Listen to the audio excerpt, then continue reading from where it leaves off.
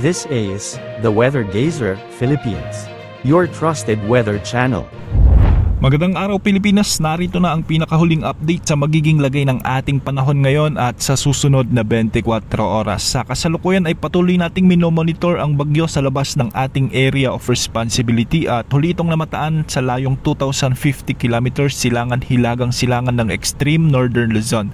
Taglay nito ngayon ang lakas ng hangin na umaabot sa 65 kilometers per hour malapit sa gitna at pagbugsong umaabot sa 80 kilometers per hour. Sa kasalukuyan ay kumikilos ito ng silangan, timog silangan sa bilis na 10 kilometers per hour. Ayon sa Pag-asa, wala naman itong magiging direktang epekto sa anumang bahagi ng ating bansa at hindi rin nito inahasang palalakasin ang habagat na magdudulot ng mga pag-ulan sa anumang bahagi ng ating kapuluan. Samantala, umiiral muli ang southwest monsoon o habagat na siyang nagpapaulan naman sa Occidental Mindoro at Palawan. Kaya ang mga lugar na ito ay pinapayuhang maging alerto sa banta ng mga biglaang pagbaha at pagguho ng lupa kung may mga umiiral na katamtaman at malalakas na pag-ulan. Samantala, dulot pa rin ng umiiral na southwest monsoon o habagat ay magiging maulap naman ang mga papawirin na may mga kalat-kalat na pag-ulan at thunderstorms sa buong Visayas, sa may Zamboanga Peninsula, sa may Bay ARMM, Northern Mindanao, Caraga, Zambales, Bataan. Ganito ring panahon ang inaasahan sa Cavite,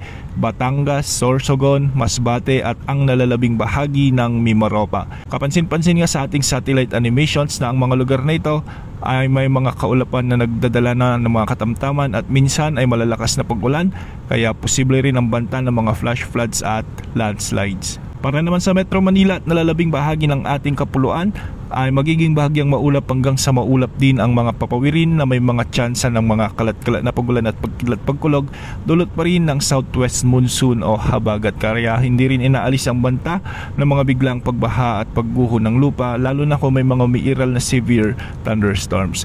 Walang nakataas na gale warning sa anumang baybaying sakop ng ating bansa at ang mga pag-alon sa northern at western sections ng Luzon ay posibleng umabot hanggang 2.1 meters at para naman sa nalalabing baybayin ng ating bansa ay posibleng umabot ang mga pag-alon hanggang 1.5 meters. Patuloy naman nating minomonitor ang potensyal na sama ng panahon na posibleng mabuo sa silangan ng ating bansa sa susunod na linggo at ayon sa ipinapakita ng mga global wind models ay mataas ang tsansa nitong maging bagyo at posibleng lumapit sa Luzon. Hindi naman ito nakikitang tatama sa ating bansa, ngunit asahan na magdadala ito ng mga malalakas na pag-ulan na posibleng magdulot ng mga pagbaha at pagguho ng lupa dahil sa palalakasin nito o hahatakin ang habagat sa mga susunod na araw. Antabayan na ng mga susunod na update ukol sa potensyal na sama ng panahon na ito. Yan ang lagi ng ating panahon. Ito po ang Weather Gazer Philippines, ang inyong pinagkakatiwalaang weather channel.